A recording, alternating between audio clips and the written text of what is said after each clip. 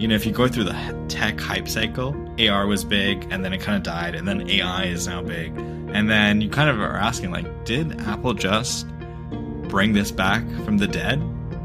And I think that's the interesting thing, that people do trust Apple because they created this brand of privacy and like keeping your data. So people will be like, hey, I don't trust these other companies because their model is selling my data versus Apple's model is selling me stuff, like devices. So I think people would trust that. But I also think that like eye tracking for people who are in the industry is not actually that new.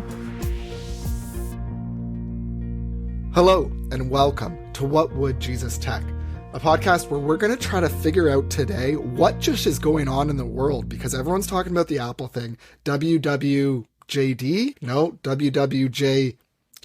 No. People are talking about WWDC 23. And so, Joel, that's the hashtag. It's WWDC. This is the fact. And you love this. You're like, Andrew, let's do a podcast. So help me out. Why are you so pumped about this right now? I think, this is just one of those monumental moments that you'll look back and realize like, oh, that shifted the narrative around this product. And they've done it before. They did it with the first iPhone. That was not the first smartphone. They did it with the Apple Watch. There was like, I used this Pebble watch before that for like, because I wanted to be. Yes, Pebble. Waterloo, Y Combinator, all that. So, they enter kind of a new vertical and they do it well enough that they can grow it. So I think that's what's going to happen here. You're putting this at the same level as like the iPhone or the iPod. You actually think it's going to make that much of it, not just in that vertical, but like those products, all of a sudden it changed the narrative from, hey, maybe everybody might want this. Like they normalized it to be, if you're cool, if you have the money, you're going to get it. Is that going to happen with this $3,600 American? So that's like, that's like the $15,000 Canadian or something, not quite, but you get the idea. Like it's a lot of money. So I was impressed. Like I just watched the video because I'm like, fine, Joel, I'm like, not just going to read theology books all day. I'll watch this video. I'm going to check this out. I was actually taking care of my kids, but I was impressed. Like they're doing 3D avatars of like people. They're using not facial recognition anymore. They're using eye recognition. They have thought through some of the security stuff. But it's kind of, because it's just on the devices where you're looking is a very private thing. I was like, wow, like you are bringing up a lot of ethical things of allowing a company to see everywhere you look. Anyways, there's some cool tech.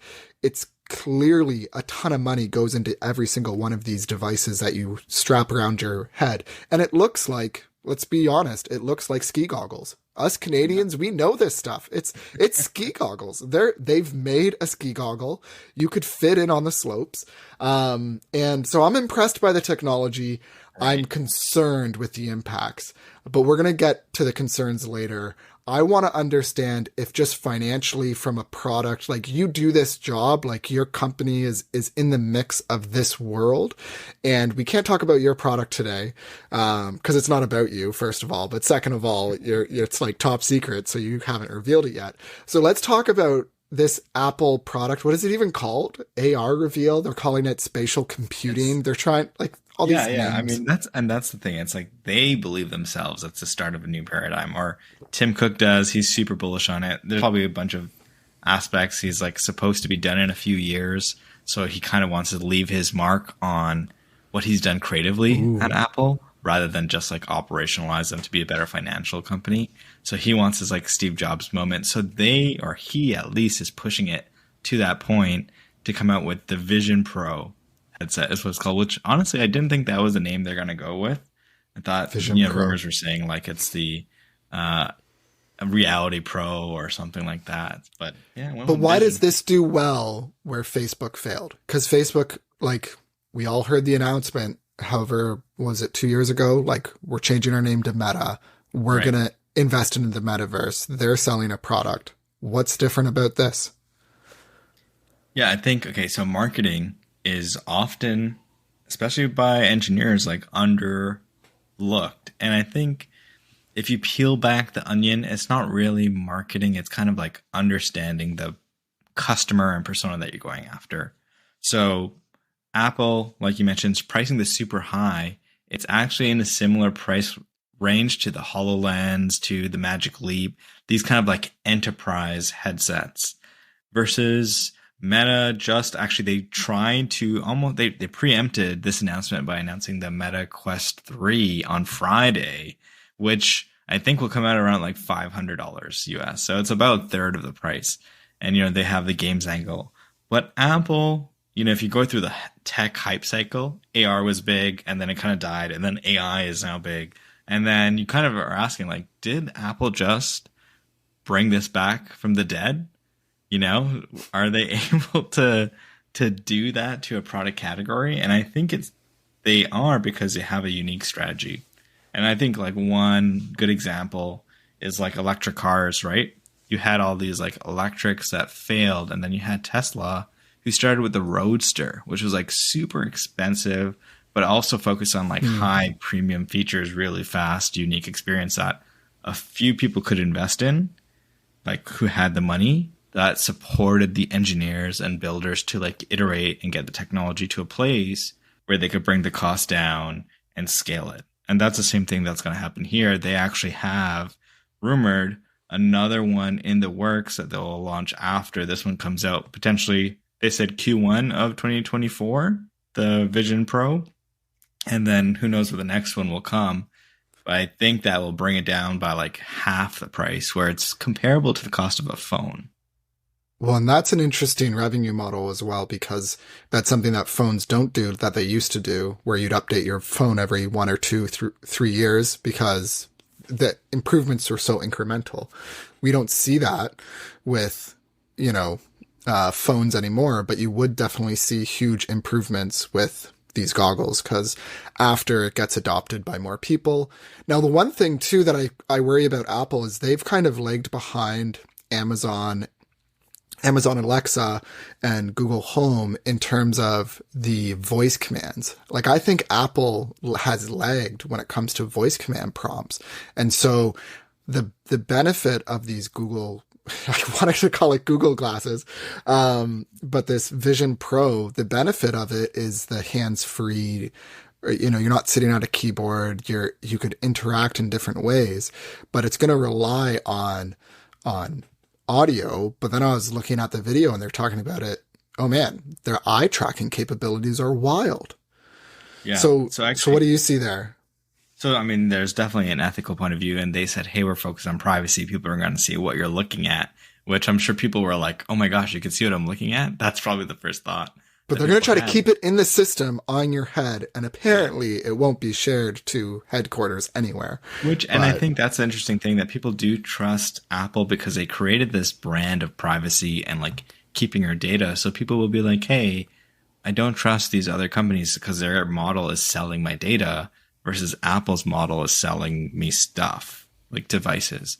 So I think people will trust that. But I also think that like eye tracking, for people who are in the industry, is not actually that new. So the PlayStation VR 2 that came out, I guess last year, they actually do eye tracking, but the way they use it is they really render what you're looking at in high quality, and then the things around are blurred. And something you can do on the PSVR is you can actually duplicate the output. So it'll go on the TV and it'll go in the headset. So me and you in a room, you'll watch a TV and I'll be in the headset. The person seeing the TV will know what you're looking at because the focus and the quality is there, and then everything else is blurred. So there's like a video online where one person's like, okay, what am I looking at? And the other guy's like, you're looking at that flower. And he's like, but how do you know? And it's because like when it's that close, you don't really notice the periphery as much. And then using that eye tracking, now they can bring these newer features.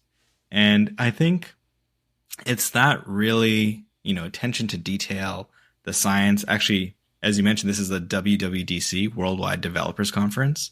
So this was their keynote, but actually throughout the week, they have other sessions to tell developers, this is how you can develop on this new platform, the, Vision OS platform. So one of the keynotes is like, how do you develop with the human limitations in mind of motion and vision and stuff like that.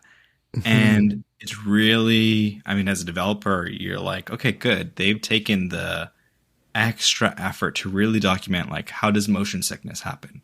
What do you have to do when you develop apps to not make that happen? And all of those little intricacies actually go towards like a very polished product. And, you know, another reason why I think they'll be successful at making this more mainstream. Yeah, even some of the gestures they were talking, because you wear these goggles and there's like 6, 7, 8 different cameras all looking in different directions. Some are pointed at your eyes, some are pointed down, so that when you make a subtle gesture with your hand, that is inputted into the display.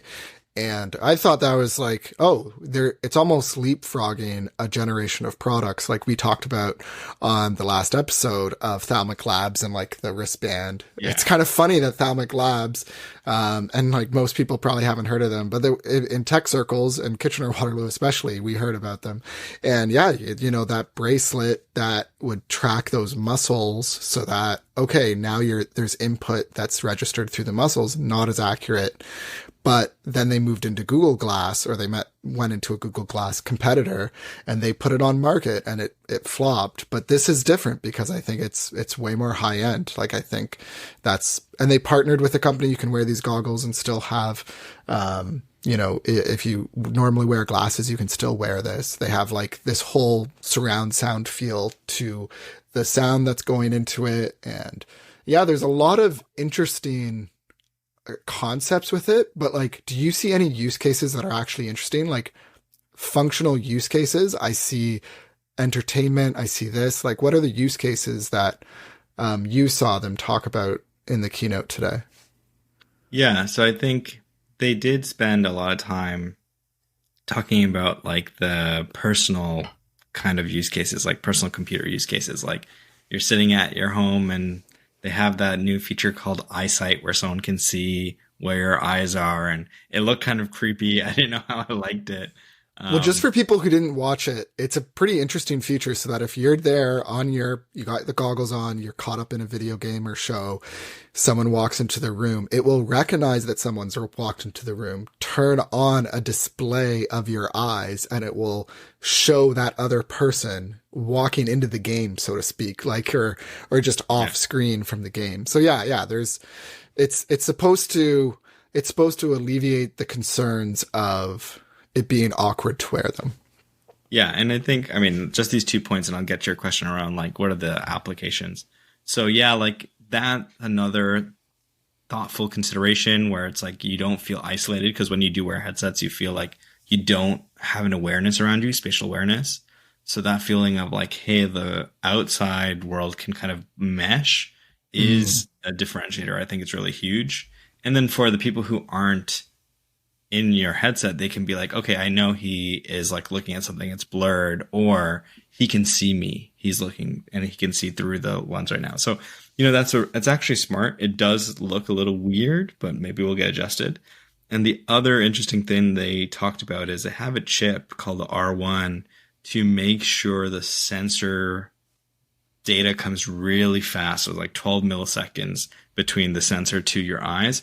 So you can kind of coordinate with that. Although some of the videos there's like a subtle lag still. So we'll see how that plays out in real life. But that's another big differentiator, is like, if you can really feel like you're not putting something in front of you and blocking yourself off from the world, like that's our end goal, is really like glasses, like literal glasses, you know, but we're not there yet. So I think this is definitely a good touching starting point. But to your point of like, what are the real use cases? I think they spent like a few seconds talking about other people making apps on the Vision Pro. And let's say you're, you know, a mechanic and you're trying to fix a car, or you want to do this on your own car. And there's a manual, there's a YouTube video, and you're like, okay, I got to like pull up my phone. I got to like watch what he's doing. And then I got to like put it down and take like 2 pieces in my hand, like a wrench and a screwdriver, and like try and do this. And I'm like, oh, am I doing it right? Is this the one? And you got to like keep going back and forth. It's those situations where it actually is game changing. It'll allow you to do the job way faster, way more accurately. You can kind of like even narrate, scrub back, and it's just like it's a game changer. So I think really, and this is where the other headset manufacturers like Magic Leap are focused, it's on these enterprise use cases like surgery, right? You're like doing a surgery, you can see things overlaid, like those medical applications. So there's a lot of those applications where I would expect this to take off first. But what they've done, interestingly, is they're also trying to get like the interested person who's like, I want to just try this new tech. Like, I want to try this new Apple Watch. So they'll get a broader, sample size of data on like how this product is doing for their next one. Yeah, it's there's just something eerie about it. Like this idea of, oh, don't worry, you're not isolated. Just strap on the goggles and you'll be connected. And in the same way that like grandmas across the world are lamenting online recipes, websites, right? Like grandmas across the world, they just want that phone call and like, how do I make your pancakes, grandma? Yeah. That's true. They don't get that anymore. And so now I worry about the grandfather engineers, mechanics that aren't going to get the phone calls from their grandsons and their sons saying, hey, how do I fix that in my car? Right. Cause it's just easier and easier now with these sorts of things to do that. You don't need to come over to my house to help me with it. I'll just throw on this Oculus, whatever. I'll throw on this Vision Pro from Apple. And like, I think that's one of the things that I can imagine. Like, we already live in a society where we all look at each other and we're like, oh, please put your phone down. Like we feel it. There's a visceral reaction when someone picks up their phone while you're talking. Oh my God. It's like, oh, it feels terrible. How much worse is it going to be when someone's just like looking at you literally through another piece of technology? Like how rude. Like this is just, and like, you're like, well, people take time to adopt. Fundamentally, when we were born, you know what we looked for? Every single human being when they were born? The look of a human eyeball, just looking back. They've studied this. This is in Andy Crouch's book, that the first human quest is recognition, right? We were made to gaze into each other's eyes. We need that, all right? And so to obstruct that view is to deteriorate from what we were meant to be as humans. And I am concerned, Joel. I am concerned about this. So this is probably a good aspect to talk about. Like, I think there should be concerns. And I think like Apple, one thing they do well is they do think about these concerns. I would say like, this isn't meant to be a product that you're wearing when your baby comes out for the first time. No. You know what they said? You know what they said in the keynote? They showed a picture of cool tech dude dad. Oh, right. Watching his kids play with, I assume they're his children, whatever, maybe not. I don't know. Creepy dad with a headset on. No, but like he's watching these kids blow bubbles and he's got the headset on so that he can record the memory in full virtual reality. And then you can relive it later, of course, in full like 3D, right? And and they really played up this, like, they know from our activity on Apple devices that we love looking at old pictures, right? They know Facebook did well with that. All these apps are cycling your memories, of old pictures because they know we love that nostalgia and we like to think positively about old thoughts and remember it better than it perhaps was, and all this kind of psychology that goes on with why we do this. But just think about what is happening. We don't want to experience the real world. We want it to be mediated and then played back later. Like something's wrong there. It's so cringe to me to think that you're going to put that on. Like I, with my kids, I do not like to have my phone out all the time recording them. There's something wrong with the parent who does that. They're abusing their kid by posting everything about their kid online. That needs to stop. And there's going to be parents who make it worse by pointing 3D interactions with my child online. Like we need to have some policies and some things against this. Anyways, this is late. I'm getting all riled up. Sorry, Joel. It's coming from a good place that, Andrew's hot take. And I think Like when we had camcorders, like they were way bulkier. You'd have the dad with the camcorder recording his daughter's Yeah, 3 year first old steps, birthday. blah blah Yeah, blah. and I think I think if you're using it in the right way with any type of tech, it can become too much. But if you use it tastefully, it's like, yeah, that's like really nice memory. I appreciate that we have this like experience we can go back to.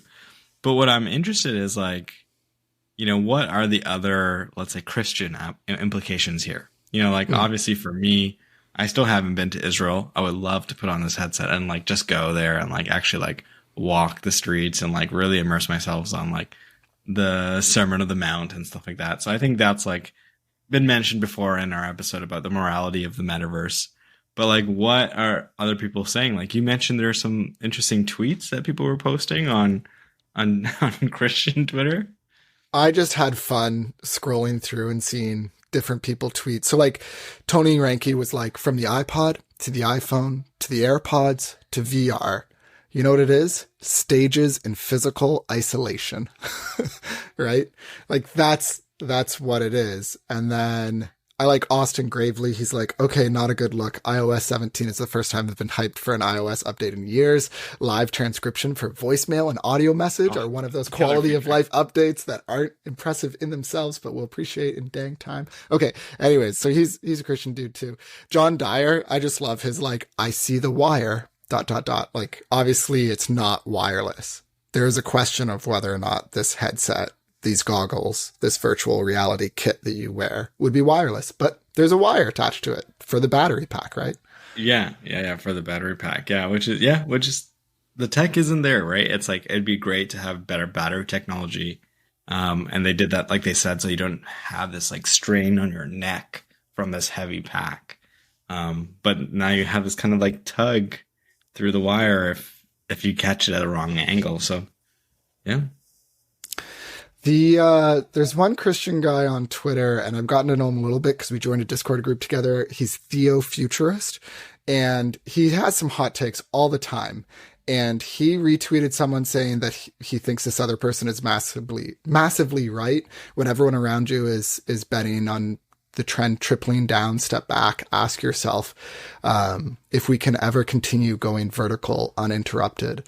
And basically the argument is that like, while this technology is incredibly impressive, it's kind of programming our senses. It's like, let's put the experience straight into my veins rather than experiencing it. And so this sense of like, if you could, instead of going to a basketball playoff game and experiencing the hype of that playoff game with your friends, instead of that, you were to just if you were to just inject something into your veins that would give you the same sense, you would be like, no, I choose to go in person. And it's like, but if you get it into your veins, you won't get your shoes dirty, because you go to a stadium, your shoes are going to get dirty. The floors are gross there, right? But like, you would say, no. I am going to be willing to sacrifice some uncomfortability for the sake of what matters. And what matters is in-person physicality. And so I think that is the Christian argument. I think God chose to be born in a manger, right? That God was not bothered with getting dirty. Yeah. I love when Tim Keller describes the God of Scripture compared to the other God. This is our very first episode that we talked about this actually, but like that God got dirt under his fingernails when he formed Adam and Eve. Like that's the portrayal of God in the Christian religion that is not true of other religions, where it's just a Pandora's box, a random chance things, a God's at war, and then this is the outcome. It's like, no, like God was intimately involved. And, I think there's something missing in the view of reality that's not physical and dirty. The toilet bowl look of Apple, the clean toilet bowl look, that's what they go for. All their white polish, it looks like a toilet bowl that's perfectly cleaned, right? And that's what the aesthetic is that Apple goes for. But I think there's something wrong there. I think there is something that's important with the dirtiness and physicality of this world that Christians support. Yeah, and I think even if you're looking at like sci-fi, the Ready Player One world, it's like there is like this like reality which is like dirty, and then that kind of ends up becoming like, oh, it's cool to go to a basketball game and get that feeling of like stepping on beer laden floors because it's like you feel the experience of the real world. So I think, I think people will still want that. But there is definitely like with all of these technologies like AR, AI, robotics, things we're all talking about, there's definitely this trend towards like transhumanism and stuff like that, which I think definitely is something to be wary of. Um, yeah, and I think that's probably like the key thing to contemplate is like as we adopt these technologies for good purposes, to allow us to be more efficient or get things done better or enjoy life better, we have to weigh the risks and like use it in a educated way. And it's just like the crazy thing is all of these are going to be hitting us so fast. So we really do need to put out some literature or something so that people can really like. No. There's lots of literature out there. The problem is the thing that you said. We need to contemplate. You know how hard that is when we are distracting ourselves to death? That is 2023, and it's only accelerating. We find a way to be on our phones all the time, right? And so now if it's as easy as putting on glasses and having the ease of watching a video, oh yeah, I didn't have to get my hands dirty even because I'm just always wearing them. Like I just think of the toll that this will take on people. It is toil. It is what God said, that cursed is the ground because of our sin. Like there is a cursed nature to humanity that we distract ourselves from. And if we're honest, the world is not what these tech evangelists describe it as. That's what they describe it as in the rich suburban aspects, and they're selling products to rich people who don't have to deal with who actually builds this product, right? Let's think about the individual human beings that are part of the process of the fabric and the silicon and the glass that is manufactured and turned into this Vision Pro product, right? Like, what are they going through? Are they buying this product? No, because they don't have those resources. And I think if we're just honest about reality is filled with sin. Even in North America, it's filled with sin, even with our extravagant luxuries. And we're just distracting ourselves to death. And so my plea to humanity would be to contemplate, would be to think and I think more. it's worth it. I think, like the argument is that like, and this is one of the arguments at least, is like, okay, like definitely this elite people have this new technology, but then eventually like that ends up giving access to others as like technology gets more scaled and more cheaper. And now like, the whole continent of Africa doesn't need to install landlines. They just go wireless, right? And they like kind of like leap that technology that. Right. We shouldn't stop innovating just because innovation has costs, and it's not wrong to build products for rich people. Totally. Yeah. But and I think, your point on like contemplation is like, it's a key thing. So, I mean, this is fresh. This is hot takes. This just came out. And I almost hesitated to say yes to recording this because there's a nature of hot takes that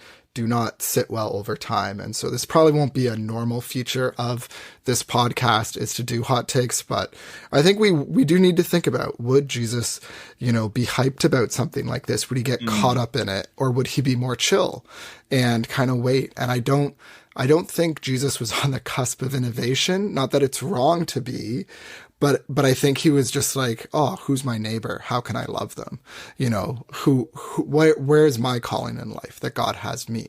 And caring about those things rather than getting too caught up in listening to your 5th or 7th or 20th podcast or YouTube video that's talking about this product. Like maybe we just need to chill a bit and get back to the day to day. And maybe like, I don't know, like actually send a note to your brother who hasn't heard from you in months and be like, hey, how's it going? Or like call up your mother and say, hey, haven't talked in a little bit. Let's chat. Maybe we should like walk outside. You know, touch grass is the thing, but we should actually touch grass. Like people use that as a meme. I would love if people took it seriously and they literally touched grass more often. Call me crazy, but like we need to physicality. Anyways, let's wrap it up here. This has been a fun off the cuff episode. We reserve the right to change our minds on this Apple. I'm barely learning the name Vision Pro. So you can tell how nuanced my take is at this point. Yeah, we're going to see how things go. Like be encouraged, like Andrew said, like touch grass and like be mindful about things.